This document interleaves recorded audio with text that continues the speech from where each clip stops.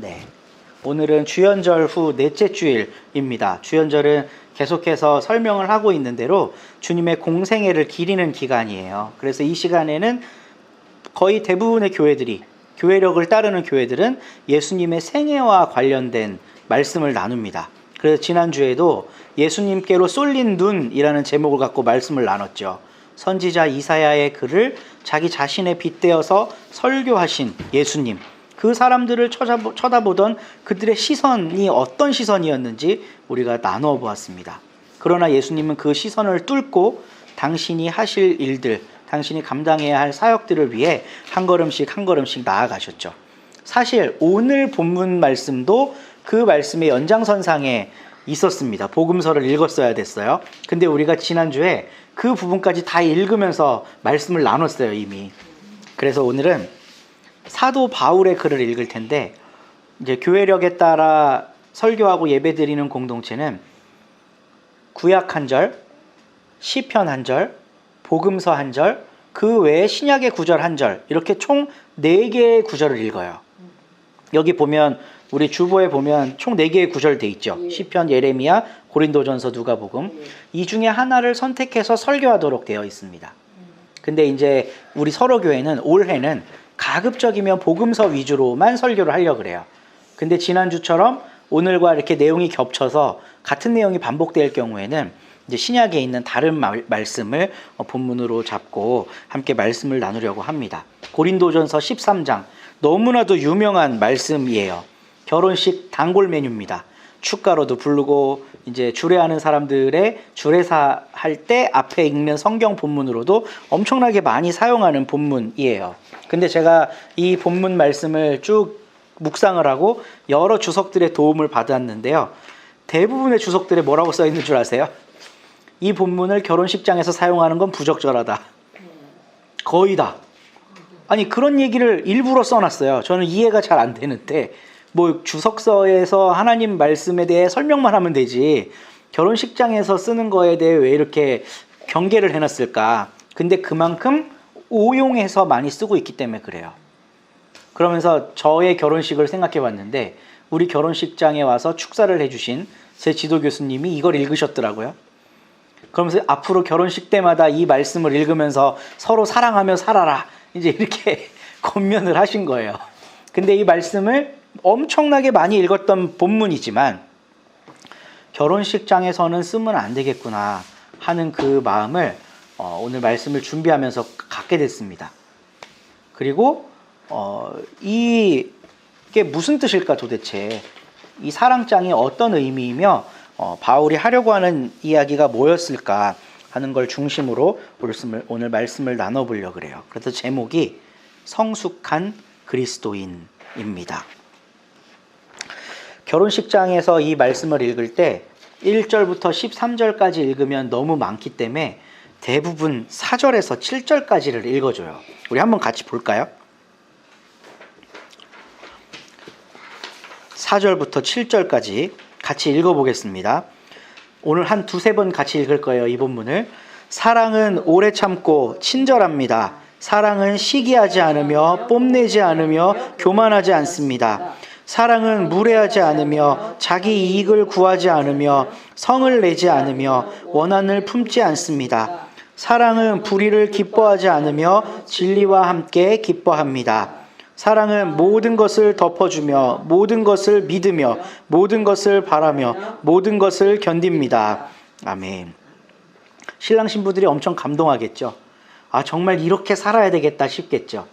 근데 저는 이 교회력을 이끌어가고 있는 분들, 이 성서 정과를 만든 분들이 오늘이 주현절이잖아요. 예수님의 공생애를 기리는 날 왜 하필 이 본문을 읽게 했을까? 이 생각을 해보게 됐어요. 사실 이거는 바울이 그냥 사랑에 대해 설명하고 있는 것처럼 보이지 예수님의 공생애랑 그렇게 상관이 없어 보이거든요. 그런데 바울이 이 얘기를 예수님의 공생애를 떠올리면서 했다는 거예요. 이 얘기를 함으로써 듣는 청자들이 예수님의 삶을 기억나도록 했다는 겁니다. 바울은 예수님께서 몸으로 이 땅에 오셨고 사람으로 사셨으며 하나님의 아들로서 인류의 죄를 담당하고 제물이 되어 죽었다. 그리고 부활하셨다. 이걸 이야기한 최초의 신학자예요. 인류 역사상 최초의 신학자예요. 그의 모든 신학들은 예수로부터 출발을 하는데 오늘 이 사랑에 대한 바울의 설교도 사실 예수님의 삶과 무관하지 않다는 거죠. 오늘 그 고린도전서 13장 초반부터 쭉 읽어보면 내가 사람의 모든 말과 천사의 말을 할 수 있을지라도 내게 사랑이 없으면 징이나 요란한 꽹과리 소리뿐이다. 이런 걸로 이제 시작을 해요. 근데 이 이야기는 고린도 사람들은 바로 한 번에 알아들었을 거라는 거예요. 1세기의 유대교나 기독교 안에서 방언으로 기도하는 거, 막 천상의 소리로 내서 기도하는 건 자주 나타나는 현상이었습니다. 오늘날 기독교에서도 자주 나타나죠. 특히 이제 제일 큰 교회인 여의도 순복음교회 같은 곳에 가면 개도 방언 받는다 이런 말이 있을 정도로 방언을 성령 받은 바로 최초의 표징으로 이렇게 설명을 해요. 방언부터 시작해서 하나씩 표징들을 늘려가는 겁니다. 성령 받았다는 증거를. 그래서 이때 당시의 기독교인들은 방언하는 걸 아주 신비로운 영적인 일로 봤어요. 예언하는 능력, 비밀스러운 지식들을 깨닫는 것, 이런 거 모두 다 마찬가지입니다. 근데 이것들이요, 기독교나 유대교 안에서만 나타나던 현상이 아니라요, 그때 당시 헬라식 신비주의 안에서도 나타나는 현상이었다는 거예요. 그러니까 오늘날에도요, 우리가 방언에 대해서 참 잘 생각해 봐야 될 게요, 방언이 기독교에서만 나타나는 고유한 종교적 현상일까? 그렇지가 않아요. 다른 종교들에서도 나타나요. 동시에 두 가지 목소리로 이야기한다던가 다른 언어로 이야기하는 이런 신비주의적 체험들은 세계의 여러 종교들에서 나타나는 현상입니다. 이때 당시 헬라 신비주의 안에서도, 그리스 신비주의 안에서도 이런 현상이 나타났는데, 이때 유행하던 종교적 의례가 징이나 꽹과리를 치는 거예요. 잘 생각해 보세요. 징이나 꽹과리 치는 거는 음률이 있을까요? 우리 꽹과리 치는 걸 생각하면 안 돼요. 우리는 사물놀이가 꽹과리만 치는 게 아니라 여러 가지 악기가 동시에 이걸 리듬을 맞춰주잖아요. 근데 꽹과리만 계속 친다고 생각해 보세요. 리듬도 없고 운율도 없어요. 음의 높낮이가 없는 소리만 계속해서 반복적으로 됩니다. 방언이랑 너무 비슷하죠. 랄랄랄랄랄랄랄랄랄랄 반복하잖아요. 어떤 특정한 언어를 계속해서 반복해요. 징이나 꽹과리랑 똑같다는 거예요. 조금 이제 어려운 신화 이야기인데, 헬라의 신비주의자들은 디오니소스와 쾌벨레라고 하는 신을 섬겼습니다. 디오니소스는 자연과 생식력의 신이에요. 그래서 이 신을 섬길 때는 주신제라는 걸 했는데 술 파티를 하는 거예요. 술 파티를 막 하면서 예배자들이 술을 먹으면 뭘 먹어야 될까요? 안주를 먹어야 되죠.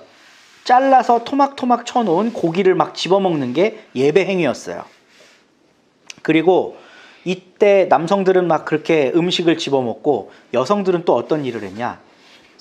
이 생육의 신이라 그랬잖아요. 그러니까 신과의 합의를 사제들과의 성관계를 통해 이루었다는 거예요. 그러니까 디오니소스 축제 때는 막 이제 그 어떤 성적인 축제, 그리고 막 육식과 술을 즐기는 이런 축제를 하면서 예배를 드렸다는 거죠.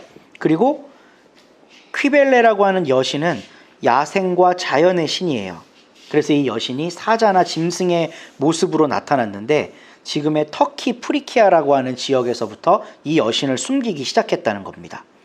이 신들의 숭배는 헬레니즘 시대, 그러니까 알렉산더 대왕이 유럽이랑 아시아까지 막 큰 대륙을 통일을 하면서 이 아시아에 있는 문화를 그리스로 가지고 왔다는 거예요. 그리고 이 그리스 문화를 그대로 로마가 있잖아요. 그러니까 로마에도 이 디오니소스나 퀴벨레를 섬기고 경배하는 이런 예배들이 되게 자연스럽게 퍼졌다는 겁니다. 이때 하는 행위가 징이나 꽹과리를 치는 거예요.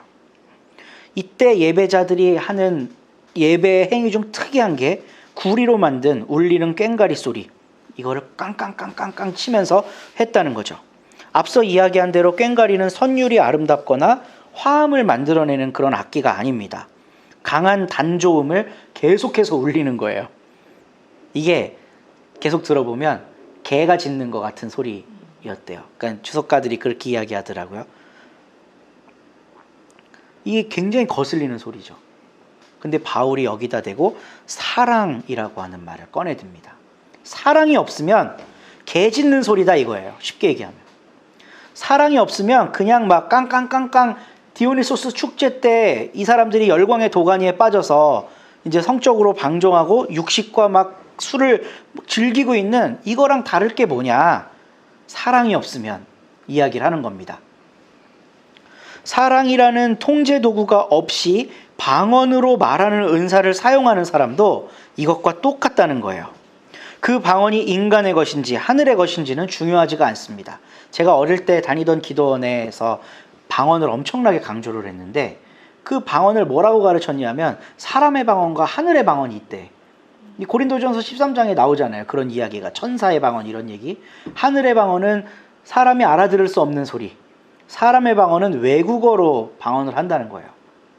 어떤 사람이 성령 받아서 막 말을 하는데 다른 나라 사람이 알아들어. 이건 사람의 방언이라는 거예요. 천상의 방언은 못 알아듣는 소리라는 거죠. 아니 그렇게 기도원에서 방언에 대해 구체적으로 정리를 해서 가르쳐 줬었어요. 그런데 이런 방언들에 사랑이 결여되면 그 열광의 도가니 속에서 깽가리 치는 개 짖는 소리랑 똑같다는 거죠. 바울이 지금 그걸 너무나도 정확하게 이야기를 하고 있어요. 그리고 어떤 위험성을 말하냐 하면요. 이런 은사를 가진 사람들이 무감각하게 회중에, 그러니까 공동체의 다른 사람들에게 이 은사를 강요하잖아요. 그러면 그 은사에 익숙하지 않은 사람들의 감정이 짓밟힌다는 겁니다. 이게 만약에 우리 교회가 한 100명 정도 모여요. 98명이 방언을 해. 2명은 어떻게 될까? 감정이 짓밟힌다는 거죠. 그리고 사람들이 아유 방언도 못해? 이런 반응이 나오게 된다는 거예요. 뭐가 없기 때문에? 사랑이 없기 때문에. 그래서요, 바울은 사랑을 이야기할 때 개인과 개인 간의 사랑을 이야기하지 않습니다. 이 바울이 말하는 사랑은 부부 간에 서로 사랑해야 되는 이런 걸 의미하는 게 전혀 아니에요. 이 사랑은 철저하게, 이 사랑의 본질은 공동체로부터 나타납니다. 결혼식을 위해 존재하는 언어가 아니라는 거예요. 사랑은 그리스도인의 공동생활에서 근본적으로 대신할 수 없으며 결정적인 것이라는 겁니다. 그러니까 다른 어떤 것으로도 대체할 수 없을 만큼 공동체 안에 가장 필요한 거라는 거예요. 그리고 본문 4절에서 7절 우리가 아까 읽은 말씀은 그 사랑의 내용이 무엇인지 구체적으로 나타내주고 있어요. 공동체가 서로를 그리고 타인을 배려하는 방식으로서의 사랑이라는 겁니다. 그래서 어떤 주석학자는 이 사랑은 오래 참고 사랑은 온유하며 막 이 구절의 사랑을 예수로 바꿔 읽어도 말이 통한대요. 한번 볼까요? 우리 아까 읽었던 4절에서 7절 말씀 한번 볼게요. 사랑은 오래 참고 사랑은 친절하며 이 부분을 예수로 바꿔서 한번 읽어보겠습니다. 예수님은 오래 참고 친절합니다. 예수님은 시기하지 않으며 뽐내지 않으며 교만하지 않습니다. 예수님은 무례하지 않으며 자기 이익을 구하지 않으며 성을 내지 않으며 원한을 품지 않습니다. 예수님은 불의를 기뻐하지 않으며 진리와 함께 기뻐합니다. 예수님은 모든 것을 덮어주며 모든 것을 믿으며 모든 것을 바라며 모든 것을 견딥니다. 아멘. 너무 딱 맞죠? 예수님의 생애를 되새기면서 사랑에 대해 공동체에게 설명해주고 있는 부분이기 때문에 예수님을 넣으면 이게 딱 떨어맞아요. 근데 우리는 이 예수님에서 이걸 멈춰서선 안 됩니다. 왜냐하면 바울이 예수님은 그런 분이야 라고 고린도 교회에 소개하려고 지금 이 말을 하고 있는 게 아니거든요. 고린도 교회는 좀 이따 살펴보겠지만 큰 문제가 있었어요. 이 은사 때문에 서로 싸움박질을 하는 거예요. 이 은사가 더 잘났니? 저 은사가 더 잘났니? 하면서 서로 질투하고 시기하고 분쟁하고 있는 상황 속에 바울이 사랑에 대해 이야기하고 있는 겁니다. 그러면 단순히 예수님은 오래 참으십니다, 여러분. 예수님은 온유하십니다. 예수님은 안 자랑하고요. 예수님은 시기하지 않아요. 이거를 말하고 싶은 걸까? 바울은 그게 아니라는 거예요. 이 사랑이라고 하는 말을 공동체에 적용을 해야만 이 본문이 제대로 읽힌다는 겁니다. 그래서 우리가 서로 교회니까 이거를 자기 이름을 넣어도 좋고 서로 교회로 바꿔도 좋아요. 그러니까 서로 교회는으로 바꿔서 한번 읽어볼까요? 서로 교회는 오래 참고 친절합니다. 서로 교회는 시기하지 않으며 뽐내지 않으며 교만하지 않습니다. 서로 교회는 무례하지 않으며 자기의 이익을 구하지 않으며 성을 내지 않으며 원한을 품지 않습니다. 서로 교회는 불의를 기뻐하지 않으며 진리와 함께 기뻐합니다. 서로 교회는 모든 것을 덮어주며 모든 것을 믿으며 모든 것을 바라며 모든 것을 견딥니다. 아멘.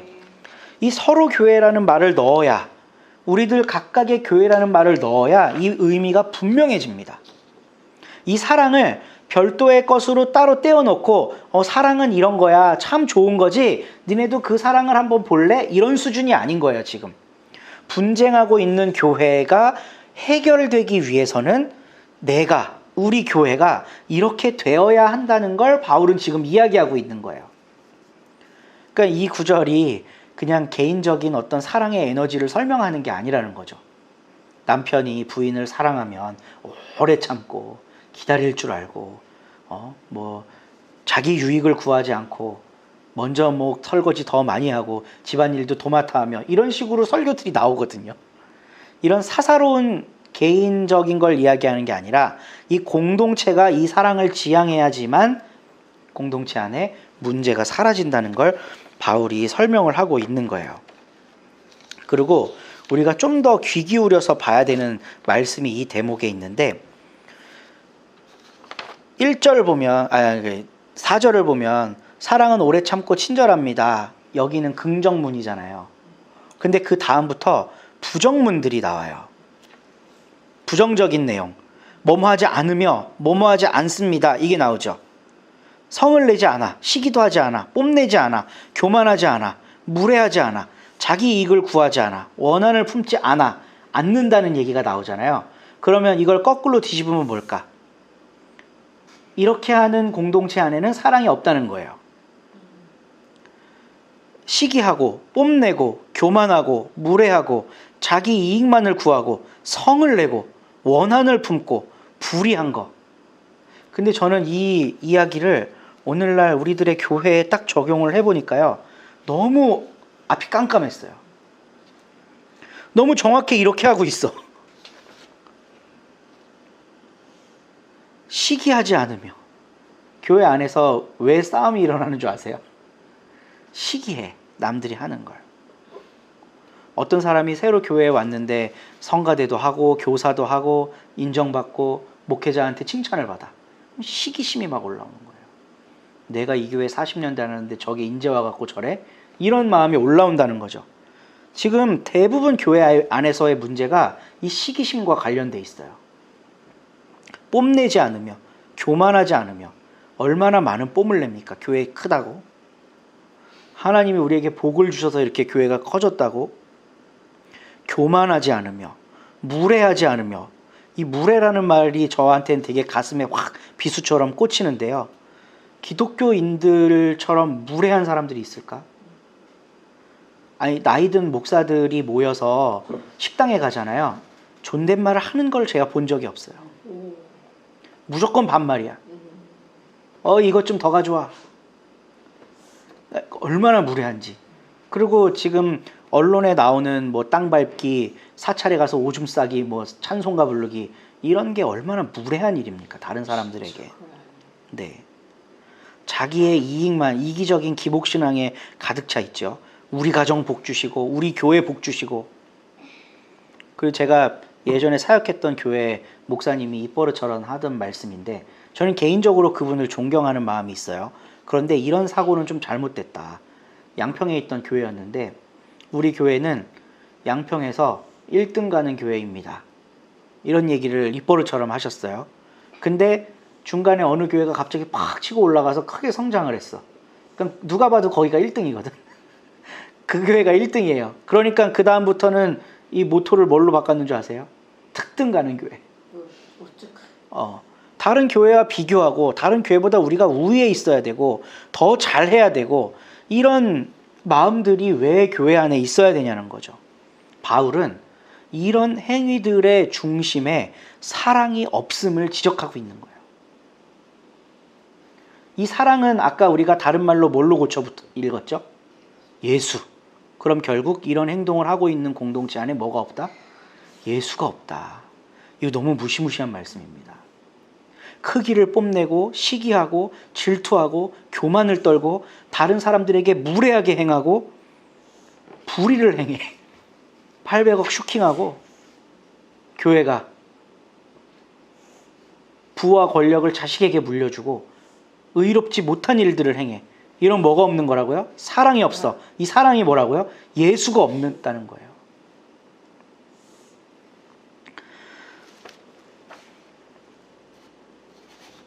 고린도전서 12장에 보면요, 하나님께서 각 사람에게 각각 다른 은사를 허락하셨다는 대목이 나와요. 근데 그 다음에 인체의 신비전을 이야기합니다. 눈, 코, 입, 귀, 손, 발 이야기를 하면서 눈이 입더러 입이 귀더러 넌 쓸모없다 그러고 자기만 잘났다 그러면 되겠느냐. 다 한 지체 안에 붙어있는 각각의 지체들 아니냐. 모두가 다 중요한 거다. 이제 이런 설명을 하잖아요. 이런 얘기를 왜 했을까? 고린도 교회 사람들이 물고 뜯고 싸운 거예요. 지가 잘났다고. 자기가 가진 은사가 최고라고 뽐내고 자랑하고 교만을 떨고 그걸로 다른 사람들을 위해 군림하려고 하고 어떤 사람에게 무례하게 행하고 질투하고 그 사람을 깎아내리고 이런 일들이 초대교회인 고린도 교회 안에 지금 있었다는 거예요. 그러니까 바울은 그런 교회는 교회가 아니다. 그런 교회에는 사랑이 없는 거고 사랑이 없다는 건 곧 예수가 없다는 거다. 이렇게 그 고린도 교회 사람들에게 너무나도 간곡하게 지금 설명을 하고 있는 거예요. 바로 오늘날 우리들의 모습도 다를 바가 없습니다. 더 큰 교회를 추구하고 사람의 수와 재정의 넉넉함을 뽐내고 다른 이웃들을 향해 무례하게 행동하고 나만 잘 되면 된다는 이기적인 기복신앙에 빠져 있어요. 그리고 요즘 기독교인들이 분노 조절 장애가 너무 심해. 성을 너무나도 잘 내요. 예수님께서 그 가늠하다가 현장에서 잡힌 여인에게 돌을 들어 던지고 있는 그 환한 군중들, 이 사람들처럼 지금 성을 내고 있어. 손에는 다 돌을 하나씩 들고 있고 이걸 누구한테 던져야 하나 눈에 불을 켜고 보고 있어요. 누가 설교 이상하게 하나 보자. 누가 동성애 다원주의를 지지하나 보자. 누가 우리 교회 세습한 교회 헐뜯나 보자. 눈에 불을 켜고 보고 돌 던질 성난 준비를 해갖고 있는 거예요. 그 사람들이 나에게 직접적인 잘못을 한 것도 아닌데도 원한을 품어요. 아니, 어떻게 지옥 갈 죄라는 말을 그렇게 쉽게 할 수 있을까? 지옥 갈 죄. 이건 원한을 품는 거거든요. 불의한 일들을 서슴지 않고 세계에서 가장 큰 교회임을 자랑하는 순복음교회는 개도 방언을 받는다는 우스갯소리를 하지만 그 안에 있는 사람들이 방금 우리가 나누었던 그 범주 안에 있는 경우가 얼마나 많을까. 아니, 순복음 욕할 것도 없어요. 우리들 자체가 그렇습니다. 바울은 이제 7절 이하부터 이러한 인간의 못난 모습들은 종래에 결국 다 사라질 것이라고 설명하고 있습니다. 그리고 지금 우리의 모습이 어린아이와 같다는 걸 깨닫기를 바라고 있어요. 저는 이제 공부를 하다가 함석헌이라는 분을 만나게 됐고 이분이 얼마나 훌륭한 분인지를 글로 읽어서 알게 됐죠. 그래서 한참 함석헌에 푹 빠져 있는데 지도 교수님이 했던 이야기가 너무나도 선명하게 아직도 기억이 나고 평생 이런 자세로 살아야 되겠구나라는 생각이 있어요. 제가 어느 날 함석헌의 위대함을 막 글로 써서 발표를 한 적이 있거든요. 그랬더니 지도 교수님이 한마디로 뭐라고 하냐면 함석헌이 하나님이야? 이러시더라고요. 생각해보니까 하나님이 아니더라고요. 실수 많고 모난 투성이에요. 그 사람은 하나님이 아니에요. 그러면 저 내가 좋아하는 위대해 보이는 저 사람도 하나님이 아니라 아주 낮은 피조물이구나. 이거를 알면 그걸 나한테 딱 적용해 볼 수 있다는 거지. 나는 교만을 떨 만큼 자랑할 만큼 그런 사람이 아니라는 거. 내가 가지고 있는 지식과 나의 신앙적인 성숙도라는 건 아주 보잘것없는 거라는 거. 이런 성찰이 있으면 남에게 무례히 행동한다든가 이런 일을 못한다는 거죠. 그리고 이런 성찰의 끝에 우리는 사랑을 배울 수 있다는 겁니다. 바울은 그래서 고린도전서 13장 마무리를 이렇게 이야기를 해요. 믿음과 소망과 사랑. 소망은 희망이라고도 할 수 있죠. 이러한 것들은 우리와 항상 같이 있다. 근데 그 중에 제일은 사랑이다 라고 이야기를 하고 있습니다. 오늘 우리는 사랑을 묵상하면서 성숙한 기독교인, 성숙한 교회를 꿈꿉니다. 고린도 전서에 나오는 사랑에 나 또는 우리 공동체의 이름을 넣어서 읽어야 합니다. 서로 교회는, 민대용은 온유하고 자랑하지 않고 시기하지 않고 이거를 읽으면서 내가 이렇게 못난 사람이었고 이런 사람이 되는 방향으로 나아가야겠구나. 이렇게 겸손하게 하나님 앞에 나아갈 때 우리를 통해 사랑의 능력이 나타날 수 있다는 거예요.